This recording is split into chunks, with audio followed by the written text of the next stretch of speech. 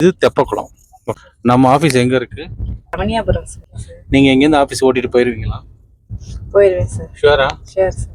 Okay, அப்போ என்னை ஓரமாக இறக்கி விட்டுட்டு நீங்கள் போங்க. நம்ம 2 ஆஃபீஸில் மீட் பண்ணலாம். ஸ்டூடெண்ட் அந்த ஓட்டிக்கிட்டு இருக்காங்க டிராஃபிக்கில். ஓகே, அந்த வர்றாங்க நம்ம ஸ்டூடெண்ட்.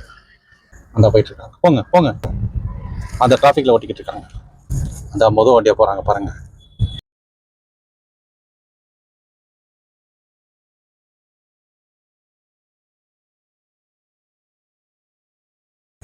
அந்த போகிறாங்க.